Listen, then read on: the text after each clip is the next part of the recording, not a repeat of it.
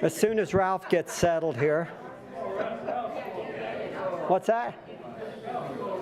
Oh, I'm sorry.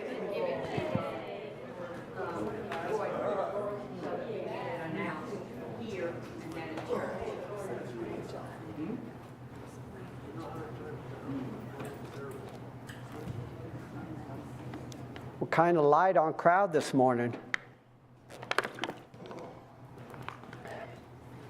Maybe everyone's up in the mountains.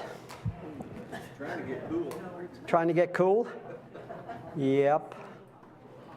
All right. So this morning we're back to the class. We had a guest speaker, Curtis Hartshorn, last week, speaking on Bible Talk TV during the class time, and then he gave a message during the sermon.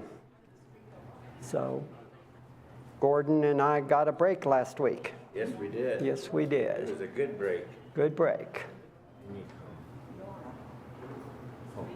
All right, so we'll get going here.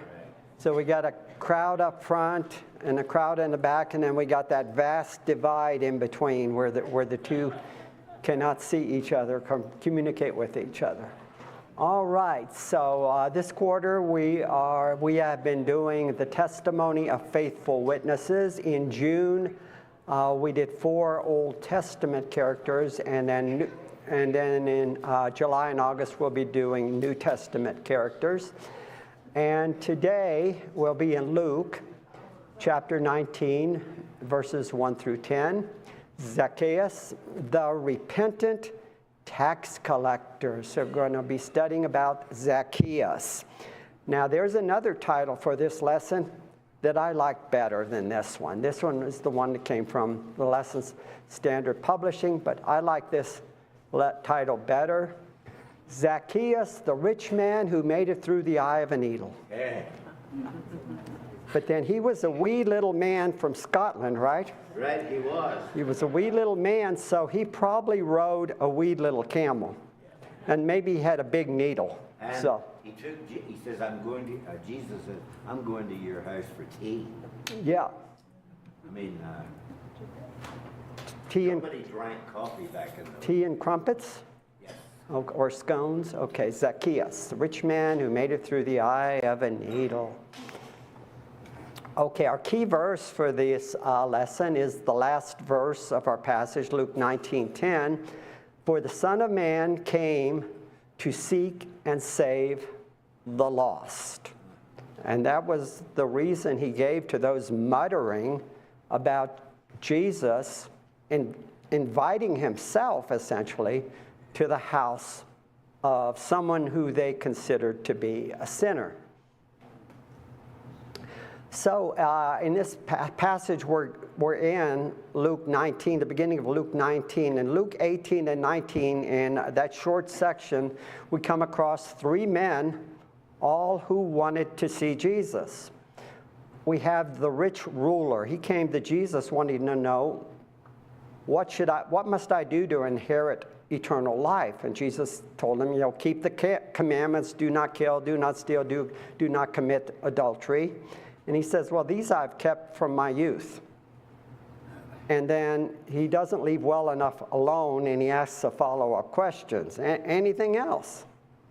Jesus sees his heart, and he says, well, you could sell everything you have, give it to the poor, and come, follow me. But he had vast wealth. He didn't want to do it. He went away sad. So his camel didn't make it through the eye of a needle. Now, the passage here in Luke, we have parallel passages in Matthew and Mark. One of them says he was a young man. And then just before our passage, Jesus heals a blind beggar who is along the side of the road and calls for him.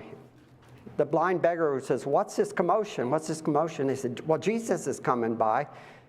And then he calls him, Jesus, son of David, have mercy on me. And then Jesus says, what do you want to do? And he says, I want to receive my sight. Now, these are found, we have parallel passages in Matthew and Mark also, and it also has it in the same spot. But Luke there seems to be apparent contradiction between Luke's account and Matthew and Mark's account. In Matthew and Mark's account, it says, as Jesus and his followers were leaving Jericho. But in Luke's account, he says, as he was entering Jericho. So Matthew and Mark, as they were leaving Jericho, and then Luke says, as he was entering Jericho. And then Matthew has two beggars. Now, I finally found the reason, so it's not a contradiction.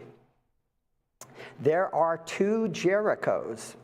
There's Old Testament Jericho, which Scripture says would not be rebuilt. But Herod built a New Testament rebuilt a city 2 kilometers south of Old Testament Jericho.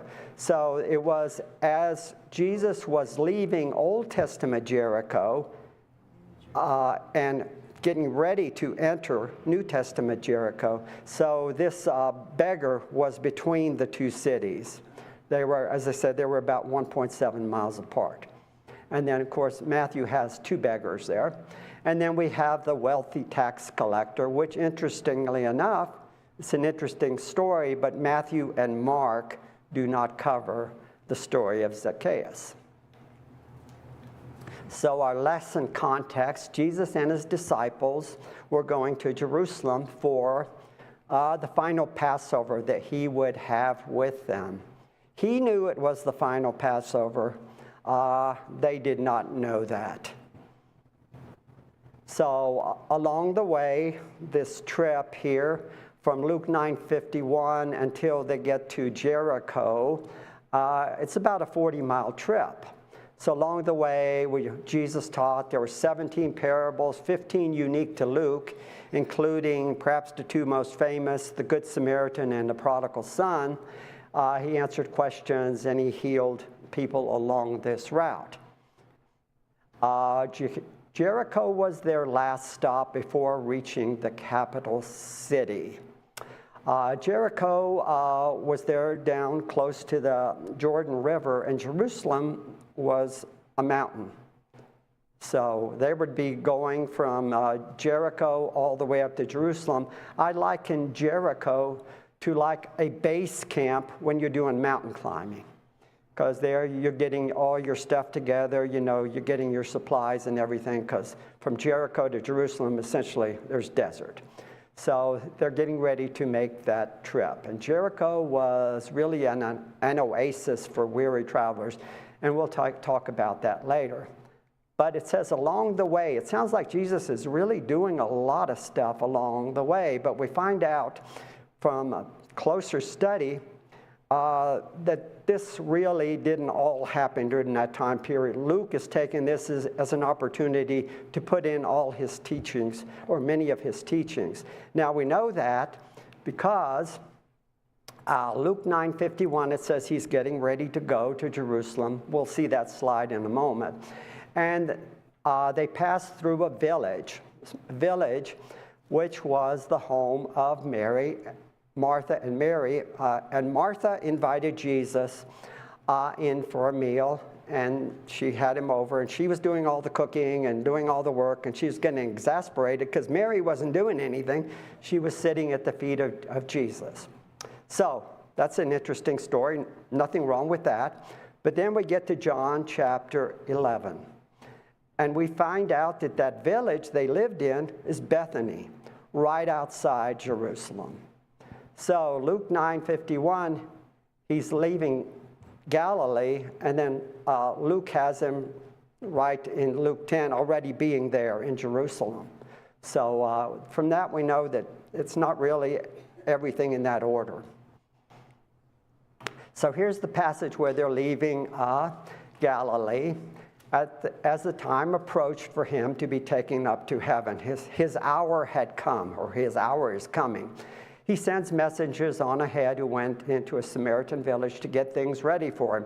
It sounds like that passage in John 4 where Jesus is traveling through Samaria, and he's stopping by a well, and he's sending his disciples into town to get things ready. But this is not going to turn out like that.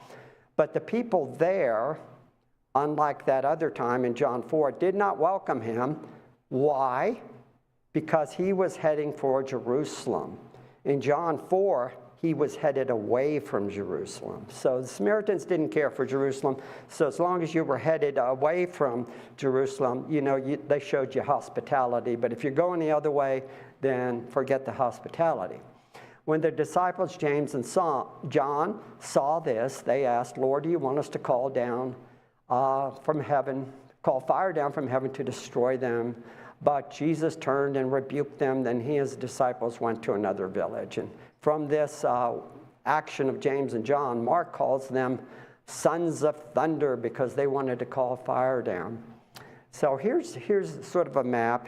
You're going to get a few maps here. And they're up here in Galilee. And let's see.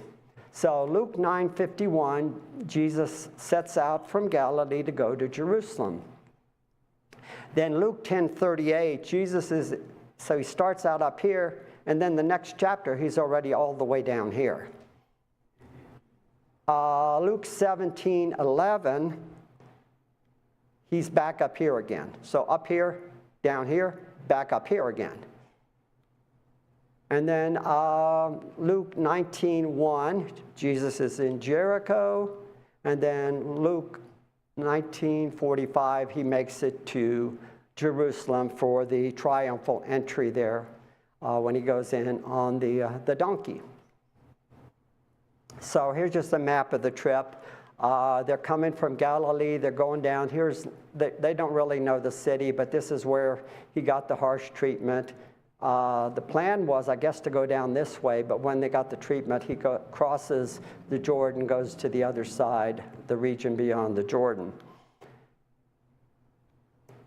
And then here's John chapter 4, and then this is the village where the woman at the well is. So he was able to make it fine when he was headed away from Jerusalem.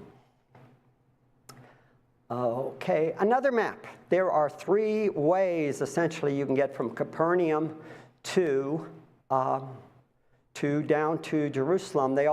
Each has its advantage, each has its disadvantage. The one in brown here, that's the longest route, but it's the safest route because these roads are patrolled by Roman soldiers, and you can pretty sure you can make it safely there. You might have to carry a soldier's pack for a mile, but that's the worst thing. And then we got the blue here. That's the direct route to go. If you're headed up north, then it's fine. They'll show you hospitality. If you're headed south, then they won't like you because you're headed to Jerusalem. And then this is the way they end up taking, going down this way. It's really good this way because you're in the valley here. The disadvantage of this is from Jericho to Jerusalem, it's uphill all the way. Uphill all the way, and that road is the road where the Good Samaritan takes place. It's a road where if you're traveling by yourself, chances are you're going to get robbed. So here's the sort of shows the depiction. You're down here in Jericho at 846 feet below sea level, and then you go up to Jerusalem, you're climbing 3,446 feet. And good luck trying to find a shade tree. There's a topographical map. You can see going along the Jordan River Valley is really kind of nice until you do this, up to Bethany. That shows what the road looks like. During Passover, March, April, it's pretty nice. Can you imagine doing that in June when it's 100 degrees, no shade? That's why you stop in Jericho, to make sure you get all the water. And then there's another showing of the road. You can see where it's easy for robbers to hide and then come out and attack you when you're unaware. Okay. So after it was determined that Jesus was going to be, the route was determined, that he was going to go across the Jordan and come down, then Jesus appointed 72 others and sent them out 2 by 2 ahead of him to every town and place where he was about to go. So the residents of Jericho would have known he was coming because of these messengers that Jesus had sent out. So they were preparing for him, or they knew he was coming. So along the way, well, Jesus had predicted his death, what was going to happen to him 3 times. The first time Peter rebukes him, said, Lord, this won't happen to you. This is right after the time in where Peter made the good confession. And he said, this won't happen to you. And then Jesus says, get behind me, Satan. But they were going to go up to Jerusalem, and Jesus tells them everything that's going to happen to them. What is written about the Son of Man, he'll be delivered over to the Gentiles, that is the Romans. They'll mock him, they'll insult him, spit on him, they'll flog him and kill him, which is everything that does eventually happen to him a few days, 5 or 6 days after he gets into Jerusalem. On the 3rd day, he will rise again. Disciples don't understand. Its meaning was hidden from them until after it actually happened, and they did not know what he was talking about. So Zacchaeus was not only a tax collector, but he was the chief among the tax collectors there in that very prosperous city of Jericho. He led those who collected the taxes, collected the tolls. Jericho was a border city between Judea there and Perea, and so they collected tolls from the caravans that went through. And then there were lead tax collectors, and they had others working on them under them if they had a large area for which they were responsible. They held a position of prominence within the Roman Empire, but not so with the people there. They had hard feelings against them, and they thought that they were co-conspirators with Rome, collecting money from them. And they were despised and mistrusted, as I said, and they were considered to be dishonest, if they had too much wealth. But Jesus was comfortable with tax collectors. In fact, he made a prominent tax collector in the city of Capernaum, which was another border city, saw him and made him one of the 12, one of the close ones. And he went to Matthew's house, and of course he ate with him there, and others came, which the Pharisees, who considered them sinners, but essentially the Pharisees had a very low bar for sinners. If you weren't one of them, chances are you were a sinner. So when the Pharisees saw this, they asked his disciples, why does your teacher eat with tax collectors and sinners? He should be eating with us, not with those reprobates. So tax collectors frequently overcharge to make a profit. This was a slide from our standard publishing there.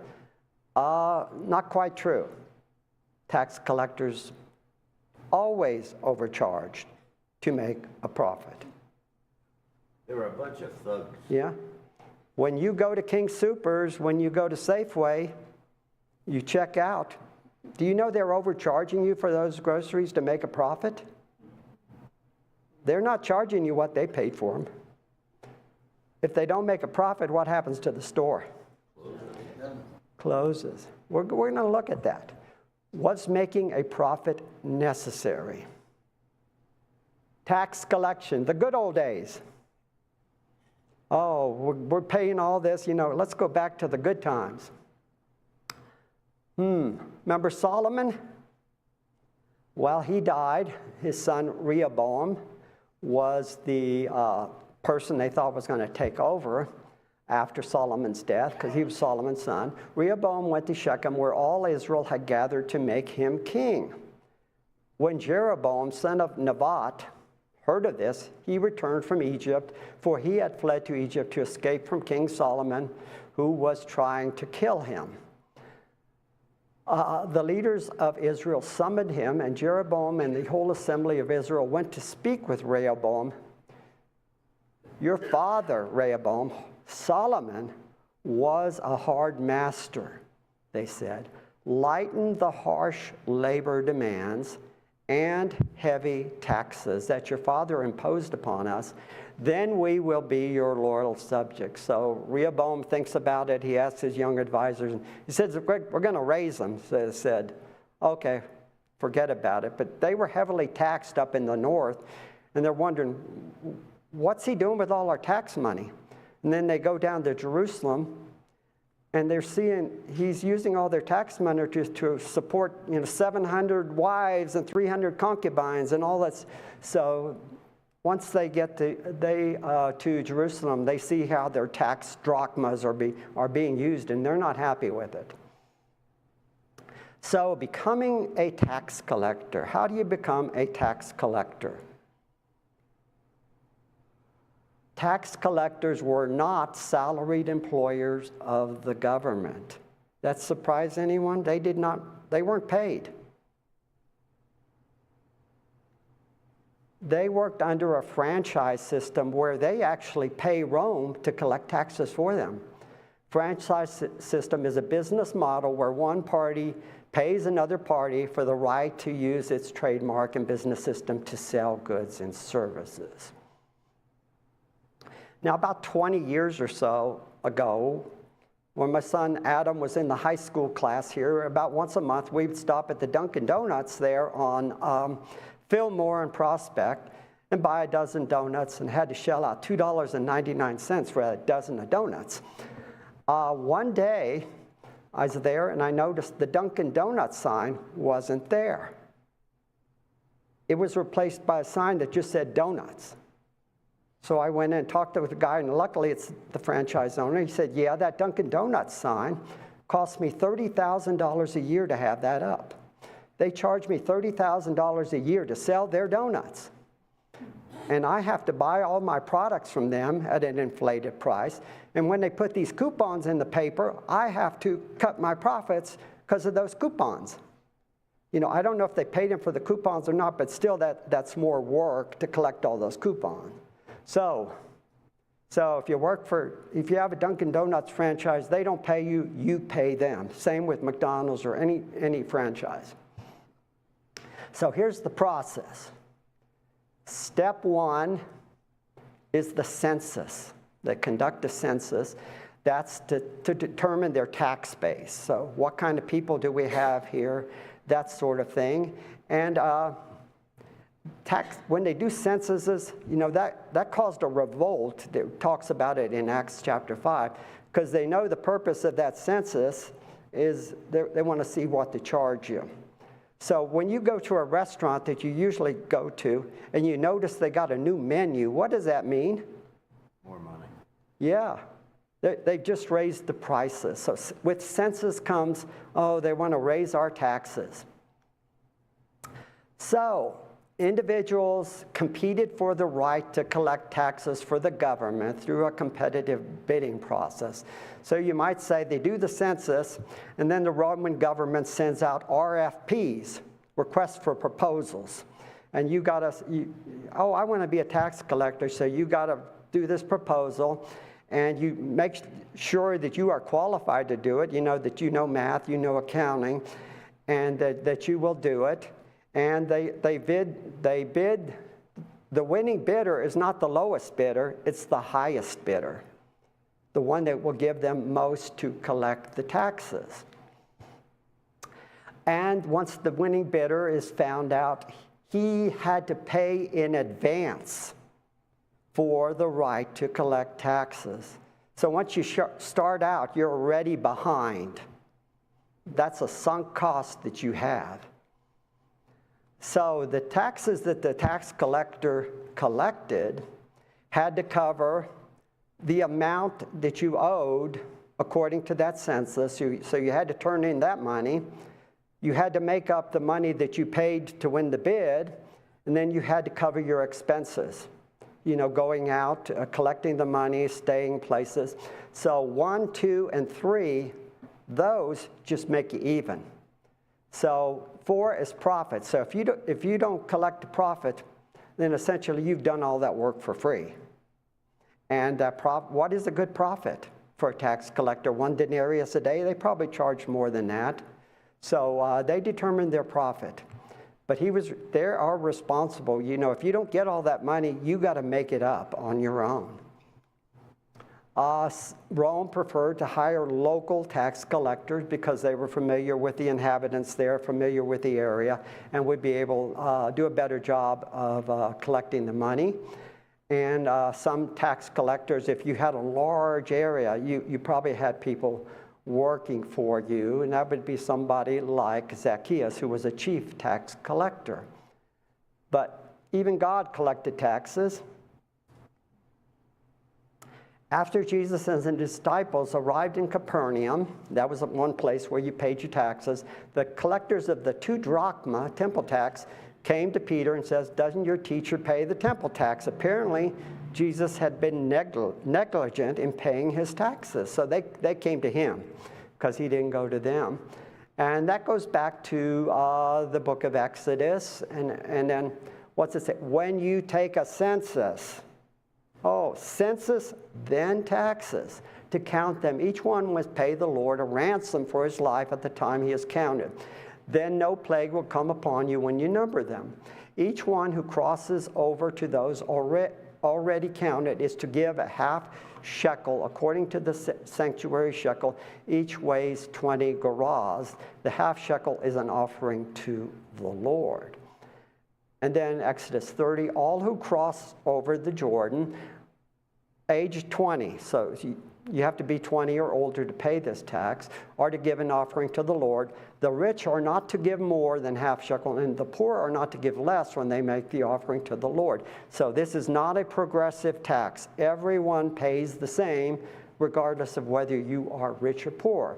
Receive the atonement money from the Israelites and use it for the service of the tent of meeting. It will be a memorial for the Israelites before the Lord, making atonement for your lives. So this wasn't a high tax. It was 2 days' wages. 2 days' wages per year. So here's Zacchaeus up in the sycamore tree. Luke 19, 1 through 10. But let's look at the city where he lives, Jericho. New Testament, Jericho was a commercial border city with a customs station there. So they would charge a poll tax and a customs tax to the caravans that passed through there going from Syria down into Egypt. They would go through Jericho, and they would collect customs on the goods and services that went through there. It was known as the City of Palms. It was the City of Palms. You could call it the Palm Springs of its day. That's where the rich and powerful lived. It was located in the most fertile part of Judea, where a spring produced enough water to irrigate 2,500 acres of land. So that was a good spring. A Herodian palace was located in Jericho, built by Herod the Great. It served as Herod's winter capital. And the place where the king spends his time, winter, that's where the rich and famous want to hang out there too. And it was a beautiful Herod. He had theaters there. He had amphitheaters there. He had a hippodrome there for chariot races. There were aqueducts there. There were springs there. There were spas there. You name it all, it was there in Jericho. It was home to many wealthy families, including wealthy priestly families. We know how a tax collector gets rich. How does a priest get wealthy? You know, if the tax collector robs the people, who does the priest rob? We had a case of that with Eli's sons. The fat portions that were supposed to be offered to God, they took them for themselves. That's why Eli, their father, was so heavy when he died, because he was eating all those fat portions. So So it wasn't necessarily Zacchaeus was rich because he was a tax collector. He was rich because he lived in Jericho. That's like saying Bob lived in Beverly Hills and he was rich. Well, that goes with it. New Testament Jericho was not crowded. You think of Old Testament Jericho, it was a walled city and it was very packed together. Old Testament Jericho, there were spacious villas there for the rich, and there were parks. So it was a beautiful place. There's Elisha's fountain in Jericho, right there. Jericho, the oldest city in the world. There was a sign there saying Jericho is 10,000 years old. So Jericho is to the world what St. Augustine is to North America. St. Augustine is the oldest city in America. So walking from a distance, entering and passing through the city. Well, you don't really just pass through. You need to get your supplies there: status and wealth, stature and curiosity. So Luke 19, 1 through 2, Jesus enters Jericho, and he was passing through it. A man was there by the name of Zacchaeus. See what his name means? The pure one or the innocent one. He was an Israelite. He was not a foreigner. He was not a Roman. He was an Israelite. Name was Zacchaeus. He was the chief collector. It says he was a chief tax collector. Notice it doesn't say he was the chief tax collector. So he was one maybe of several. This was a large and wealthy city. So maybe they had more than one chief tax collector. So paying taxes isn't for most people, right? Even Snoopy wasn't happy with his taxes. I like this next one.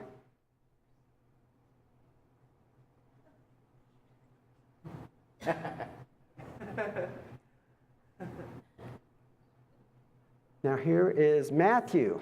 Matthew, of course, was a tax collector, and he sat at a booth.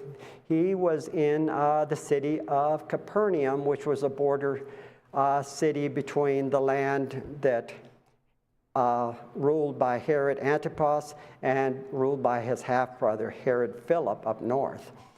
So after this is from Luke 5:27. After this, Jesus went out and saw a tax collector by the name of Levi, or Matthew, sitting at his tax booth. "Follow me," Jesus said to him, and Levi got up and left everything and followed him. So apparently, his camel also made it through the eye of a needle.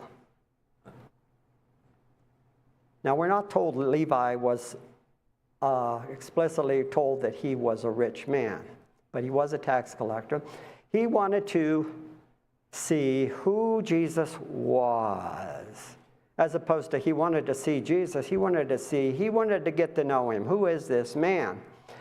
So he's passing through Jericho, but this was Jesus's last time. So he had passed through Jericho many times, including probably when he was 12 years old with Mary and Joseph. So this particular time, why does he want to see him this time? Maybe he's guided by the Holy Spirit. We don't know. Spirit guided. So, contrary to popular belief, not biblical, Zacchaeus was chased up the sycamore tree by irate taxpayers. Yeah. Well, he wanted to see Jesus. But because he was short, he could not see over the crowd. Now, according to archaeological, anthropology records, those things, the average male was about 5'5", 5'6". Average woman between 4'10" and 5 feet somewhere. So maybe Zacchaeus was about the same height as a woman, but the women would have also had a hard time, wouldn't they? And then wearing those veils that they wore. But he wanted to see Jesus. He was just hoping to see him and talked with him, I believe, because everybody was able to see him. So because he was so short, he could not see over the crowd who were taller than he is. So he ran up ahead and climbed a sycamore fig tree to see him. So he knew the route he would have to take through town. So he went up ahead. He knew there was a place. So he climbed a sycamore fig tree. Do you remember the name of the Old Testament prophet that tended sycamore fig trees? From 2 weeks ago.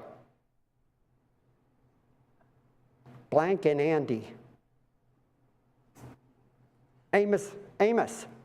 Remember Amos? Amos was a sheep breeder, and he tended sycamore fig trees. So there were sycamore fig trees around this area. Amos was from the other side, down around the Dead Sea, around Tekoa, the sound of Tekoa. So there were sycamore fig trees in that area. So he climbs this tree. Can you imagine him, the way they were dressed that time? This little man running by him, and people probably recognizing and probably laughing. He was willing to make a fool of himself because he wanted to see Jesus. He didn't care about his status. Since Jesus was coming that way, so he runs ahead. So there he is up in the tree. Looks like there's other people up there in the tree. And there's Jesus. You know, I search, why is Jesus always wearing white? You know, that he represents purity. That's how he looked at the transfiguration. That's why they always have him in white. I've never seen Jesus in anything other than white. And there is a sycamore fig tree in Jericho. And the reason he climbed that, Jericho was the city of palms. Can you imagine him trying to climb a palm tree? No way. So he climbs this tree. It's easy because it's large and stocky, and the bottom branches, something he could jump up and get up there on that. So there is I don't know how old it is. It's probably not 2,000 years old, but there's a sycamore fig tree in Jericho. And then that's what the fruit looks like. Oh, the what do you think?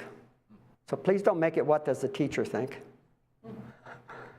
Why does Luke include details of Zacchaeus' profession and socioeconomic status? What effect do they have on the details of the story?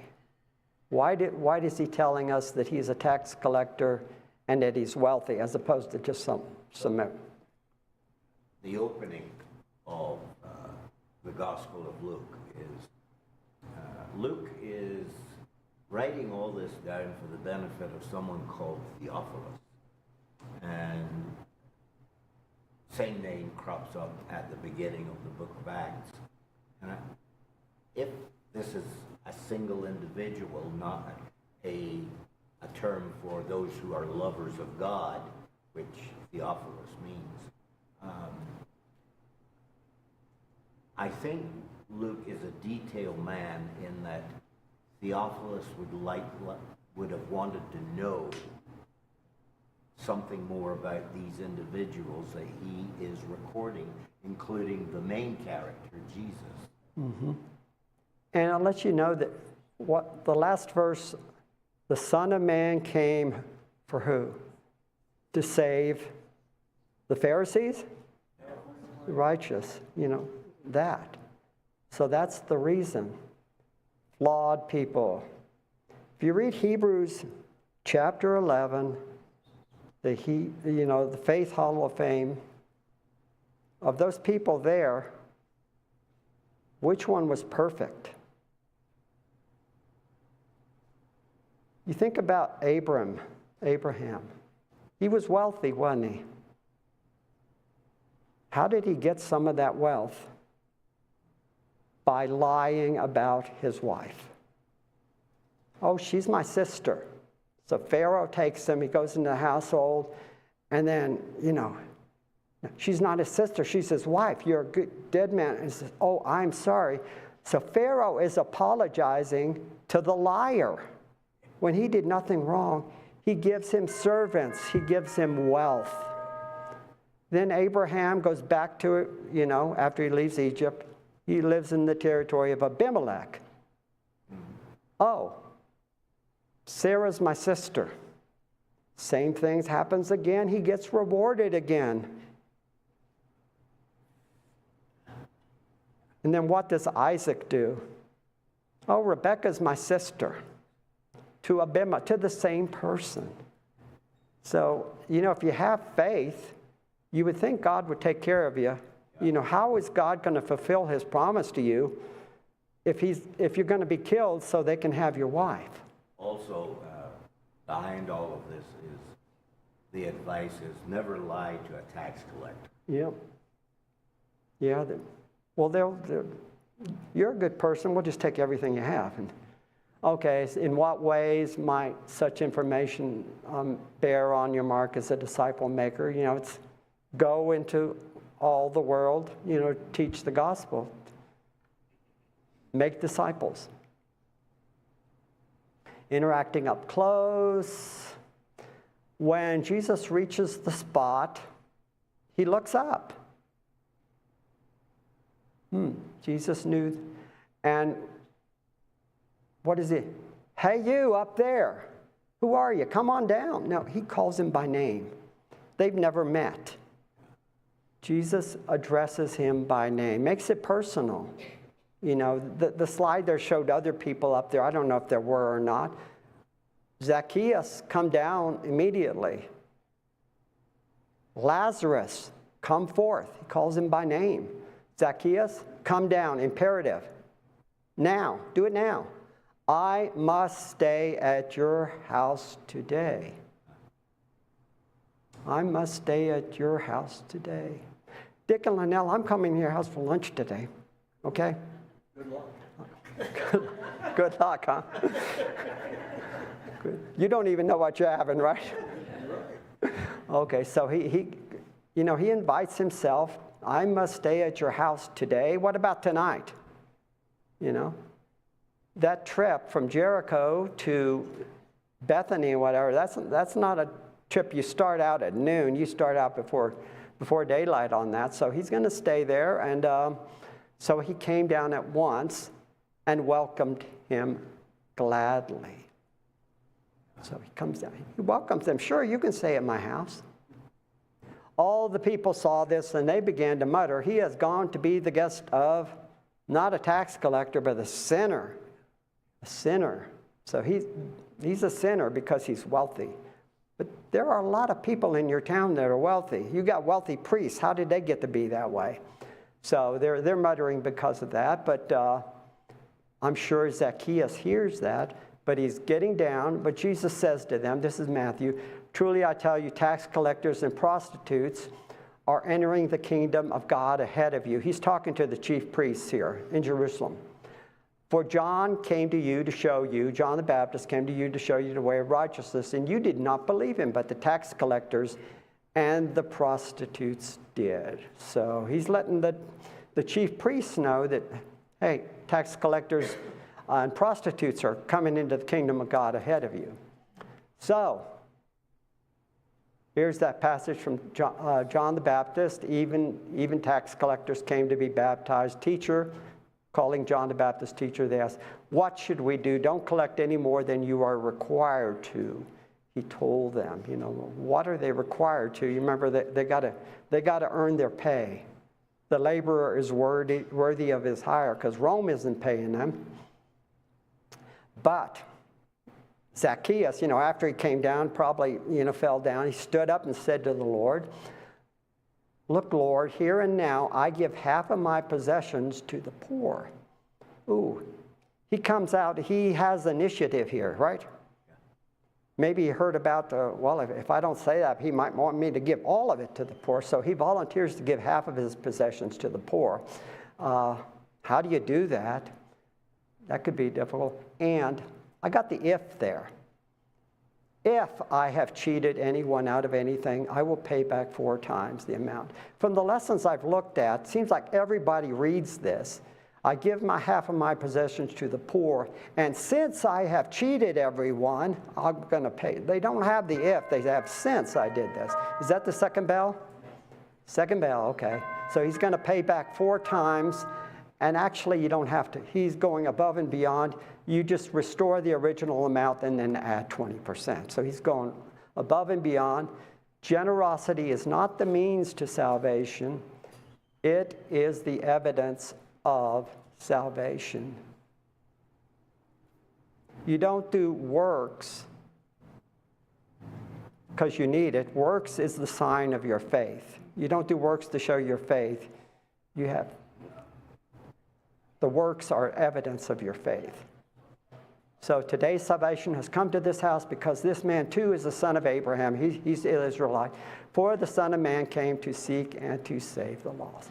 Therefore, if any man be in Christ, he is a new creation. Old things are passed away. Behold, all things are become new. And that certainly happened for Zacchaeus. So thought to remember, Jesus still seeks and saves the lost.